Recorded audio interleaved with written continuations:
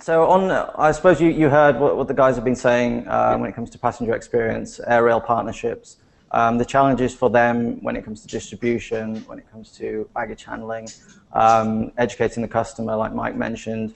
What from your sort of experiences, in passenger experience, what do you think are going to be the challenges for the passenger, and how can airlines and rail companies really educate the passenger to create a more more informative, better journey for people when they're traveling air rail?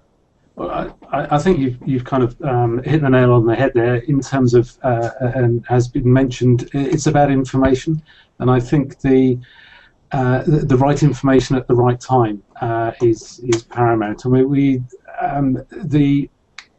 I think one of the other, so there's the implication from the passenger's point of view, but I think from the airlines and the rail companies, I think one of the biggest challenges will be once the ideas have come together, and once we know what it is that needs to be done, is then actually delivering it in a way that does deliver that seamless experience as you talk about. And I think that's one of the challenges, is the getting into the detail. And I think from a passenger's point of view, if you're trying to get from you've just arrived, you've had a long flight, you've picked up your bags, you're trying to get into central London,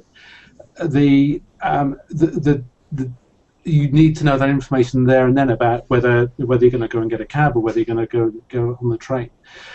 So having the right information in the right place, but I think it's a lot of the detail that will make or break even the biggest ideas, and I think that's where the collaboration comes in. But from a passenger perspective, the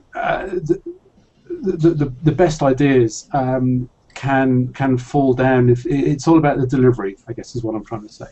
So, for example, I might get a text to say, we look forward to welcoming you at the airport in the morning. That might be linked in with, your train is leaving at so and so. It'll get you to the airport on such and such time. But then that then has to carry through, and I'm thinking of take this morning, the disruption to the flights at Heathrow Airport caused by the emergency landing of the Heathrow Oslo flight. There's all over the radio and television is contact your airline for more information, and presumably there's a knock-on effect for the rail companies as well. As a passenger, I'm thinking, well, they've got my information, they know I'm due to be on that flight, they know how to contact me. Why is being selfish, why is the onus on me to check out whether my flight's delayed or is indeed cancelled? So I think the point being, it is about information, and it's the right information, it's the detail. And I think once the high level sort of joint ventures and that kind of stuff have been put in place, the systems and the processes to get the baggage from the terminal to the rail link, that's fine, but it's also, it doesn't end there, and it really goes back to what was being said earlier about really understanding what it's like to be a passenger on foot when you're tired, you might have children with you, you don't know where you're going, it's an unfamiliar environment. What is it that will really make that bit of the journey less hassle?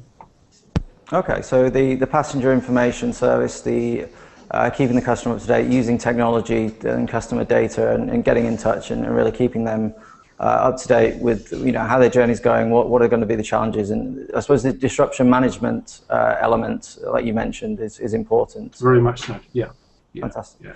Yeah. And just to illustrate that from some of the research I've done before, what makes people choose an alternative airport, for example, is not because, or there will be some kind of, obviously the routes and that kind of stuff, but one of the biggest issues that was coming out was there's just a lack of information if my flight's delayed or scheduled, or it's the little things like the kind of moving into the overzealous parking charges and that kind of stuff, so the rail companies can kind of come in on the back of that. So it's the detail, it's the execution of the big ideas that's really key. Okay. So the way these guys actually how they communicate with you, not just sending the information across.